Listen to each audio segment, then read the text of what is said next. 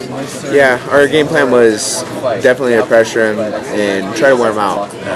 You know, he's had hard fights against tough wrestlers like Jon Fitch and George St. Pierre, and just controlling him on the ground. And you know, like just working on getting his heart rate up, especially if he's cutting so much weight, it's difficult to do. And you start fading in the later rounds. You know, his conditioning was pretty good this fight. It was legit, and I was expecting it. I was expecting it to be a hard fight, and it was. But yeah, going in and keeping him backing up like makes his strikes just a little less effective, or at least his leg kicks. Or his kicks, period. Right. Well, your game plan was a little different because I think those guys shied away from standing in the pocket and really trading shots with you. So you weren't afraid to do that? I mean, like, no one does that with him. Yeah, I have no problem standing in the pocket and trading. I'll trade with anyone.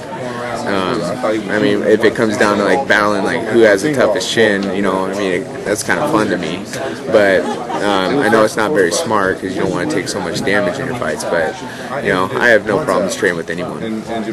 So you mentioned Fitch. That's a guy you'd like to go after. Do you think it's realistic, you know, with as high as he's ranked? Well, I mean, Thiago Alves is ranked pretty high, and I was ranked pretty low, and I got the fight. So, you know, might as well throw it out there. And I figured, why not? So we'll see what happens. There's actually a lot of cool fights in the division. I was looking at the rankings, and are you surprised? I was looking at some overall rankings, and they had you 23 in the world at 170.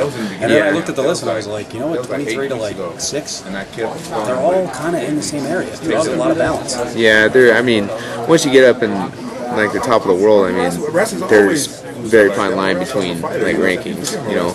Like maybe like a 20 can beat a 15 or a 20 can beat a 12, you know, and it's just not known because the fights aren't matched up. So how do you look at George now?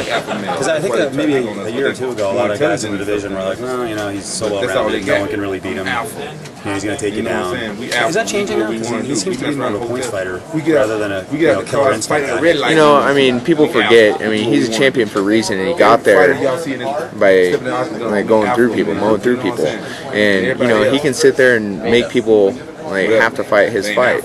You know, I mean, he's a champion, and they got to beat him at his game. So, I mean, right now he's the man. He's got the target on him, and working to get there. So what would he do against you to make him fight his fight?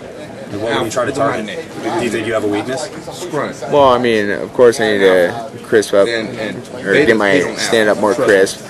And you know, I got a lot of work to do as far as, you know, movement, reaction, and a lot of takedown defense against St. Pierre, obviously. But you know, I mean, I'm ready to fight anyone. I'll fight anyone. We can tell that. But he's got fights left at 170, right? I mean, when you hear stuff like that, like, oh, there's no one left at 170, there's guys on the way. Oh, definitely. I mean, there's a whole new wave of 170-pound fighters moving up the division, and like I said before, the fights haven't been matched up yet, so people don't know like how deep the talent pool is. So